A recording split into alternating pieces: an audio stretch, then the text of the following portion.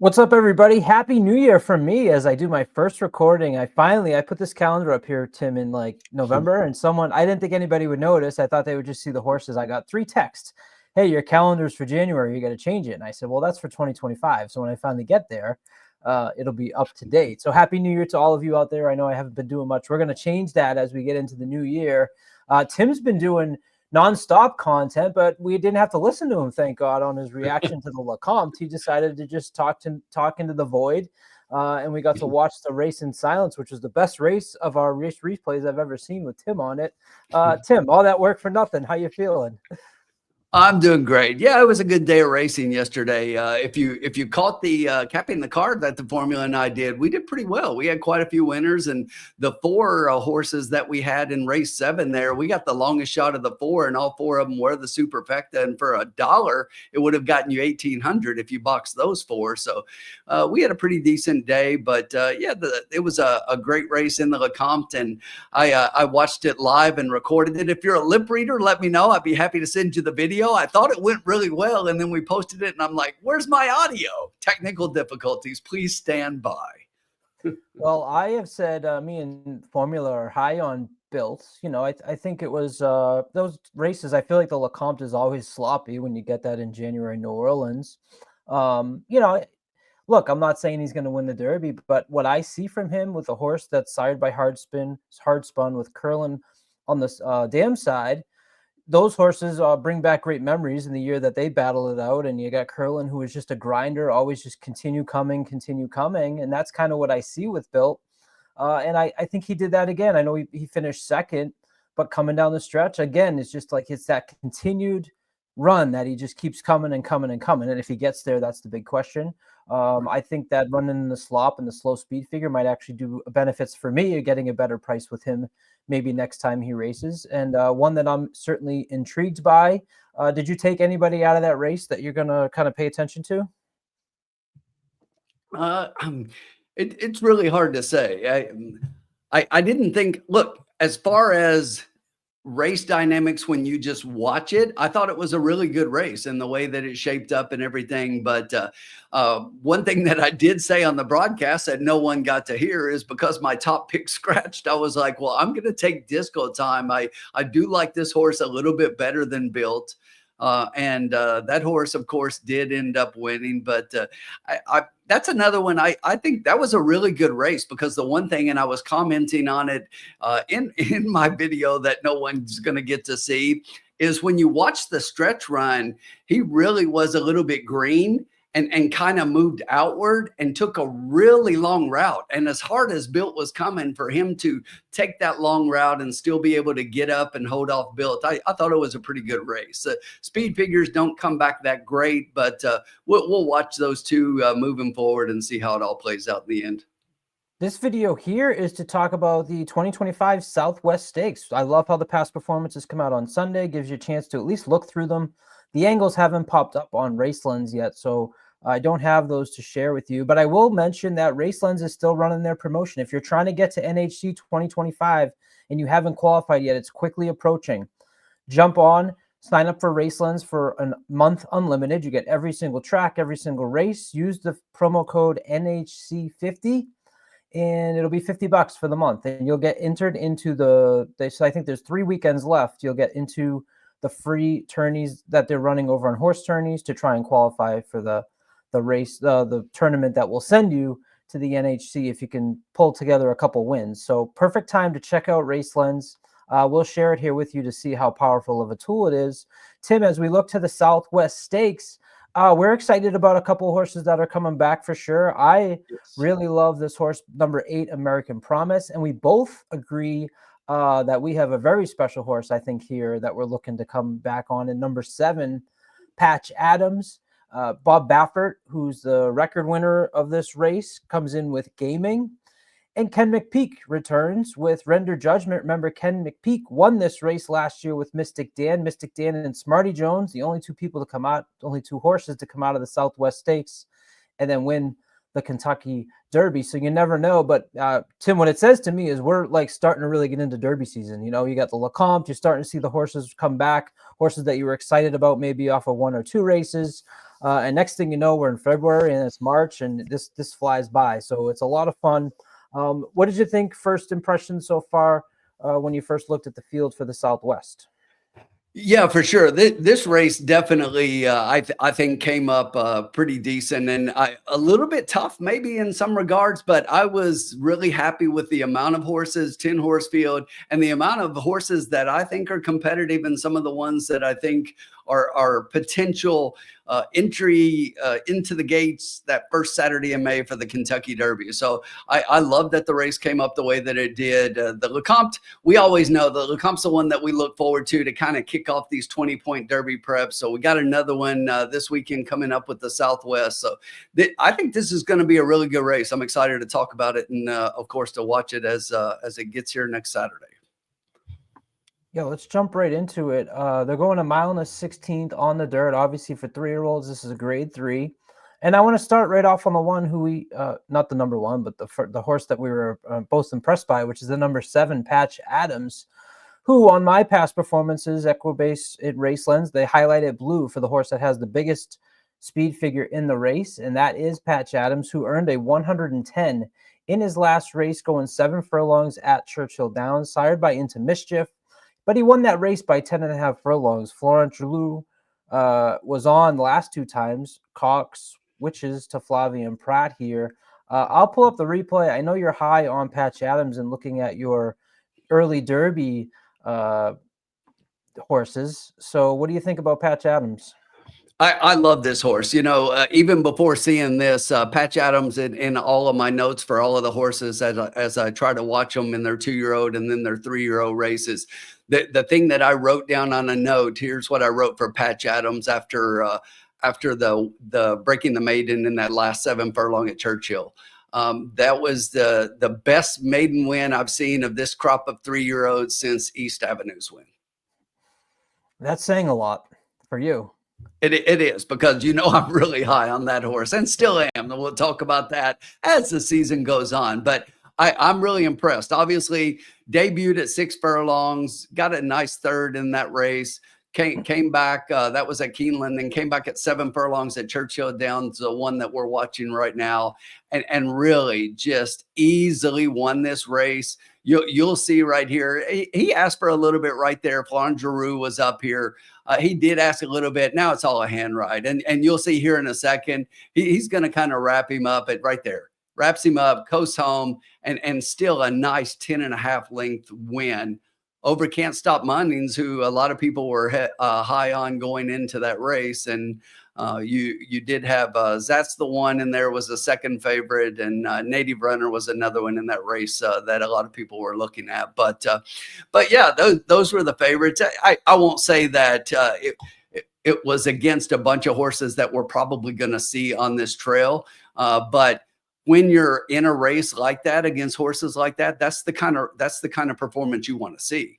You don't want to see a horse in a race to where you're like, well, none of those are competitive for the Derby, and then the horse barely wins. But that's what you should do to horses like that, and that was kind of easy. Now we're still talking. The horse has done nothing but sprinting. That was 7 furlongs. So now here we are, mile and a 16th. Got to go 2 turns for the first time, but look, obviously the pedigree and Into Mischief, the pedigree is no problem for this horse.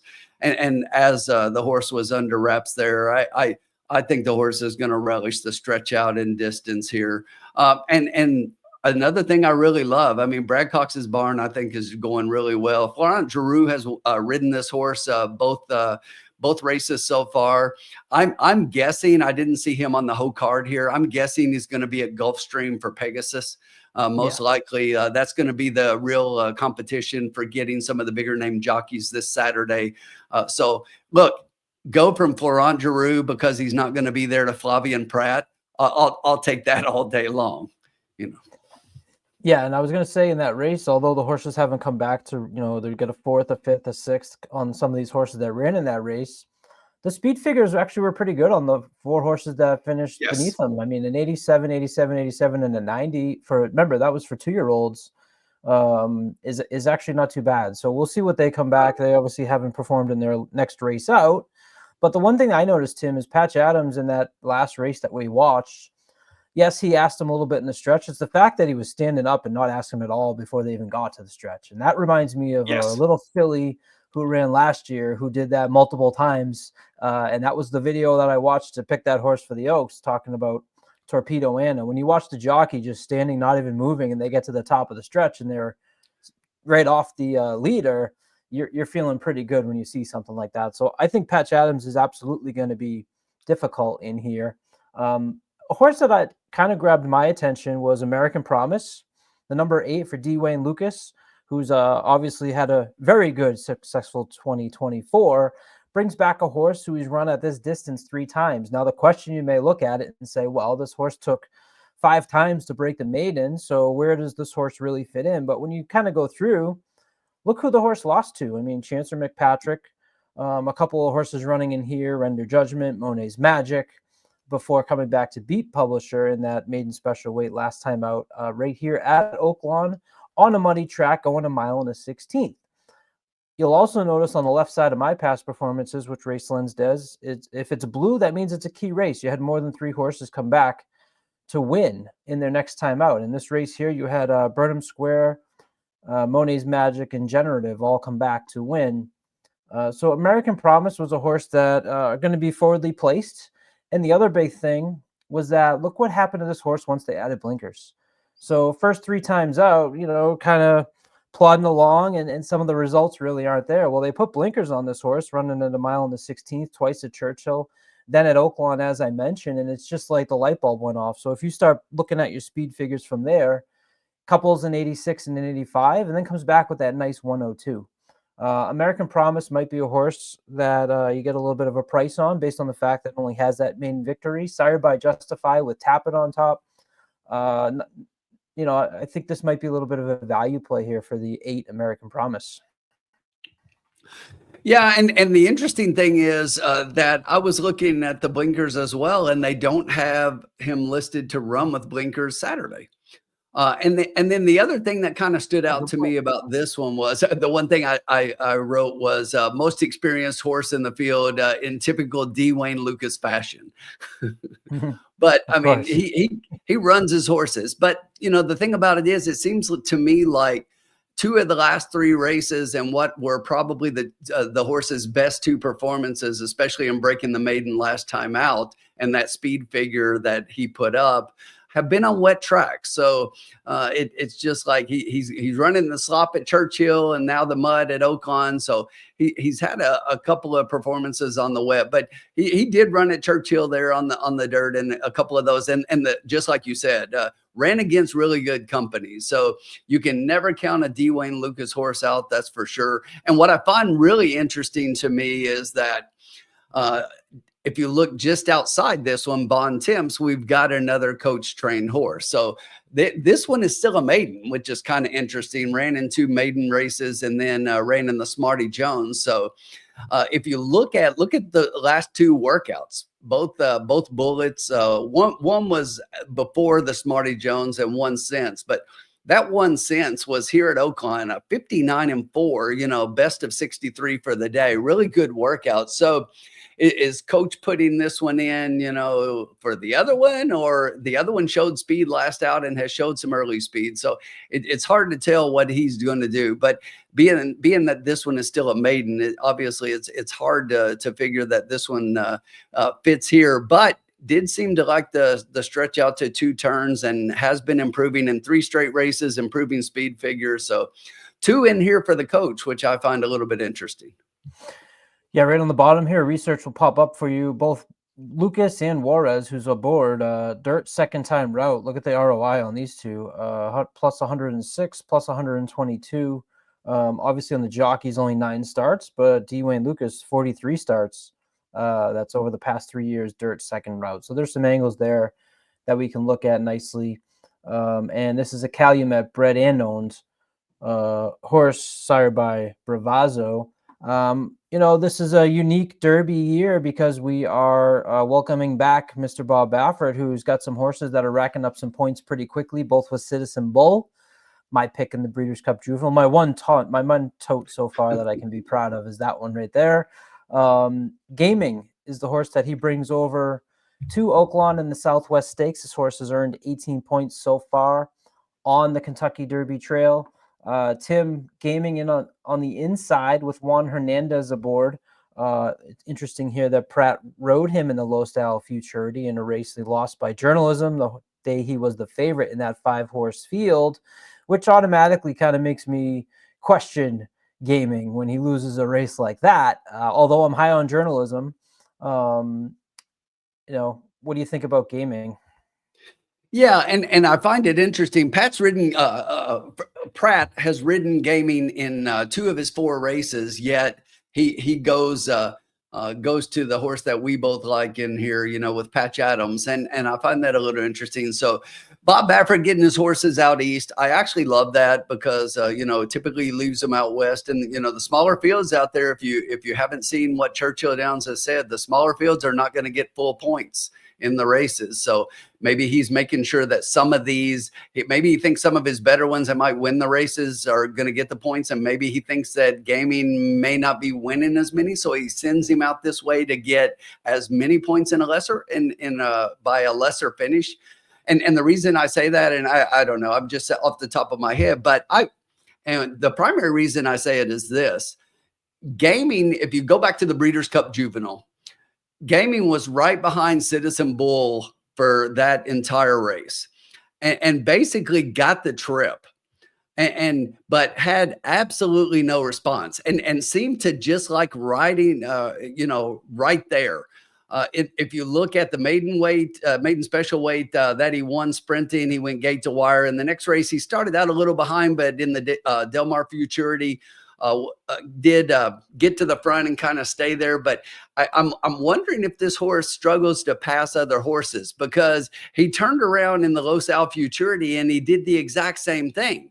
His stablemate that finished behind him in the Breeders' Cup Juvenile here, that just gets beat there for third, Getaway Car, was on the lead, and he was just content once again, I think, to just run right behind Getaway Car. And then Journalism comes in the stretch and runs by both of them. But it seems like to me this horse, if he's not on the lead, he struggles a little bit. Now that 95 speed figure he got for that second place finish, that was a good race at the Breeders' Cup Juvenile. But I just question his ability to win races. He might be happy with second place finish. And, there are horses like that struggle with getting around horses, and they would rather be gate to wire, or otherwise they're just kind of running the workout patterns for a lot of these young guys. So it'll be interesting to watch. Bob Baffert getting back in the Derby, obviously there are people on both sides of that fence, and we won't even talk about that. But he's going to try his best to come back, and because of everything that happened, and have the horses that put him in a position to win that race. But yeah, I do like, obviously, as we talked about, I like Patch Adams a lot more than I like gaming. Gaming's competitive for underneath, but I've got one more horse that we've yet to talk about yet, and I'll talk about that when we do.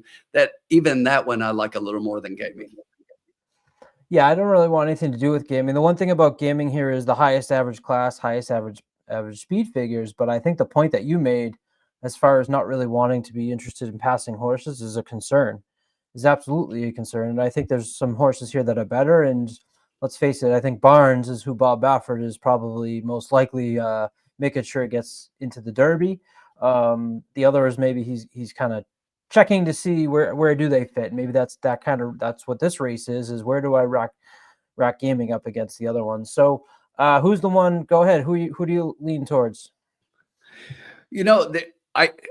So before I tell you that, let's talk about Sandman. Okay. I think this is a horse that a lot of people are going to be on. And I get why. That 89 speed figure in the last, and this was interesting. Broke his maiden second time out at Saratoga. Then he goes and he runs the Iroquois at Churchill. I was there that day. That was not a good race at all. But he came back in the Street Sense of grade 3, and he ran a decent third in that day. And then he does win at a mile against much less, an optional claimer here at Oaklawn. But back to that street sense, I mean, I think a lot of people are going to be on this horse. Obviously, Christian Torres stays aboard. He's great on the Oaklawn surface for sure. He's ridden, if you look, I think there are 3 in here that he's been on regularly, and this is where he lands. This is the horse that he chose. So I think there's something to be said, and I like Sandman in here, but I'm going to go to one of the horses that he got off of, and that's Tistastic. I absolutely love this horse. Tistastic came out, and it's kind of interesting. This is one of those who, you know, ran a maiden special weight, lost to Chancer McPatrick, who we all know how good he is.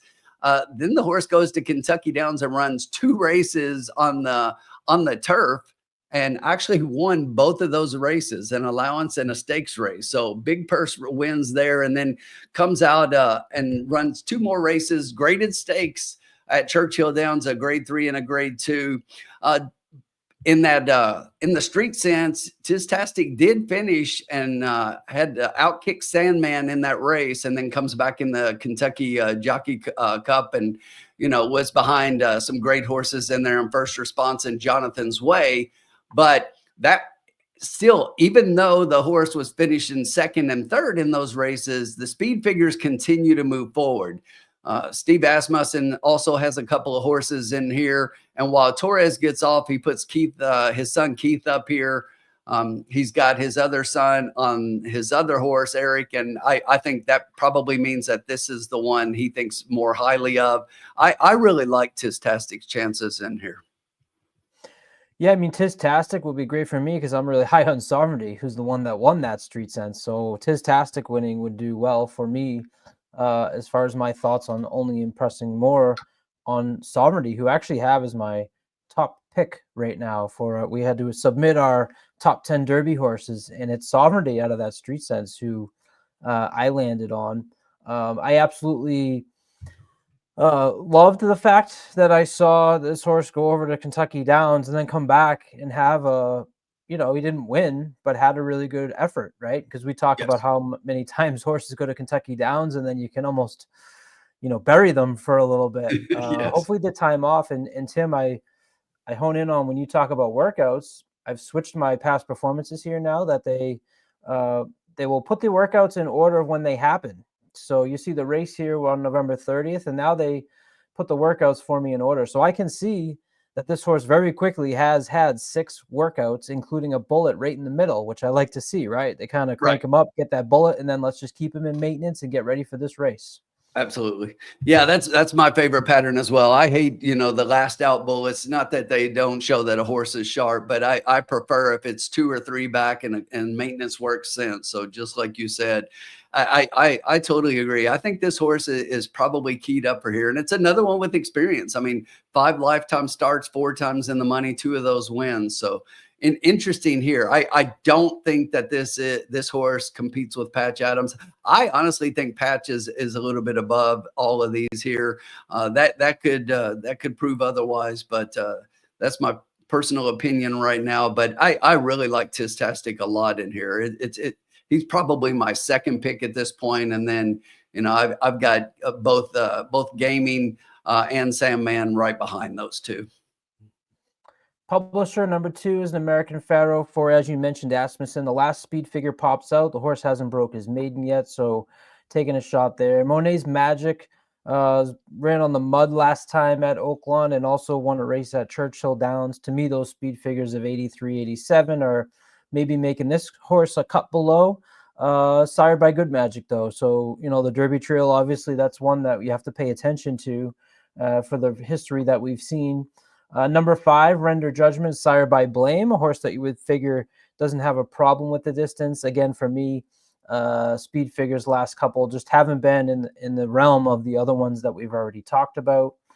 Yeah, and really quickly, Colin, on Render Judgment there, this is a horse I was a little bit higher on last time out, and they did not have a good Kentucky Jockey Club race back at Churchill, but in the Gun Runner, I was a little higher on Render Judgment. And if you watch that race out of the gate, he went to his knees. He completely went to his knees from the start there. So if you watch him here, I believe he's a 2-horse. He's going to go to his Oh yeah, knees completely right there. yeah, no So trouble. he was out of it a little bit early there in that race, and then I mean straight all the way to the knees. But still ran a decent third in there. I know a small field, only 5 horses, but obviously that impacted his ability and his finish for sure. Not saying that he was gonna beat Built in that race, because I don't think he was, but could have been more competitive than he ends up. You see here, he starts to make a little bit of a move on the inside here. It just doesn't have the run after starting so far back and using up a little bit early to catch up to the rest. But finishes a solid third in this race, and it's something to keep in mind that should move forward off of that last race because of that. But I agree with everything else you said. And one last note I wanted to mention, I forgot about Patch Adams, is that he has been working and outworking Hit Show. And Hit Show obviously just won the Louisiana, on Saturday. Right. So that only flatters more Patch Adams of Hit Show, horse that was on the Derby Trail a few years ago, and this horse is outworking him. I think Patch Adams, for me, is the horse on top to win, and I'd pay attention to the For sure. 8th. We'll give Speed King a little shout out. The speed figure is actually increasing 93 to 95. He's gone wire to wire. Obviously, one was in the Remington Springboard Mile. Wasn't able to finish it on that day when he was beat by Cole Battle, but a horse that you figure is going to heat up the pace on the front end. My problem was being out on the 10 hole. I thought might have been detrimental to him, and I think there's some horses on the inside that might give this horse some trouble in here. Yeah, and I think for sure this horse is going to the lead. Look at that bullet work on the 18th of January. 302 horses worked 4 furlongs. This was the best time of the day, 47 flat.